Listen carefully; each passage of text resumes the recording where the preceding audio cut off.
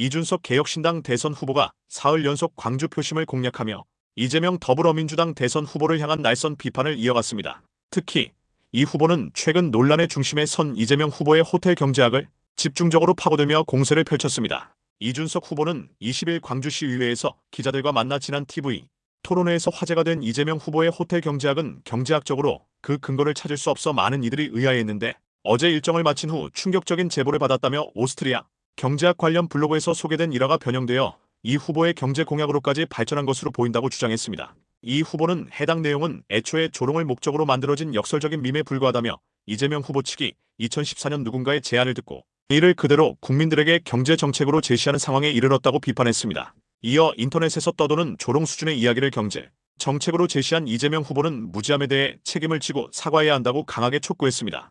이재명 후보가 2017년 대선 당시 핵심 공약인 기본소득과 지역화폐 지급 등을 설명하며 언급한 호텔 경제학은 지난 16일 전북 군산 유세에서 다시 논란이 되었습니다. 이 후보는 당시 유세에서 일부 경제학자들이 반론을 제기하는데 과거의 경제를 쉽게 설명하기 위해 들었던 예라며 한 여행객이 호텔에 예약금을 지불하고 이 돈이 지역 상점들을 거쳐 다시 호텔로 돌아오는 과정을 설명했습니다. 그리고 마을에 들어온 돈은 없지만 거래가 발생했다. 이게 경제라고 주장했습니다. 돈이 실제 시장에 유입되지 않더라도 화폐 순환만으로 경제 활성화를 기대할 수 있다는 논리입니다. 이준석 후보는 김문수 국민의힘 대선 후보와의 단일화 가능성에 대해서는 선을 그으며 이재명 후보의 지지율 하락이 우선이라고 강조했습니다. 그는 이재명 후보의 지지율이 40%대 초반으로 제한되어야 정치적 가능성을 논할 수 있다고 밝혔습니다. 대선 레이스 중도 하차 가능성에 대해서는 김문수 후보의 선택은 알 수 없지만 나는 중도 하차할 생각이 전혀 없다고 단호하게 말했습니다. 한편 이준석 후보는 이날 광주시청에서 강기정 광주시장과 만나 광주 지역 현안에 대해 논의했습니다.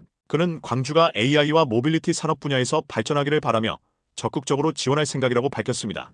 또한 무안국제공항 안전 문제로 인해 광주 시민들의 불편이 예상되는 만큼 광주공항의 국제선 기능을 일정 기간 복원하는 데 동의한다고 밝혔습니다. 이후 이 후보는 광주 지역 언론인들과 간담회를 갖고 전남대로 이동하여 학생들과 점심, 식사를 함께하며 소통하는 시간을 가졌습니다. 한편 김용태 국민의힘 비상대책위원장이 대선 후보 배우자 간 TV 토론을 제안한 것에 대해 이준석 후보는 김 위원장이 내 앞에 있었다면 크게 혼났을 것이라고 언급했습니다. 이준석 후보는 화재가 발생한 금호타이어 광주공장, 광주복합 쇼핑몰 추진 현장, 광주과학기술원 등을 방문하고 전남대 후문에서 유세를 펼쳤습니다. 지난 18일에는 국립 5.18 민주묘지에서 열린 제45주년 5.18 민주화운동 기념식에 참석하며 광주 지역에 대한 관심을 표명했습니다.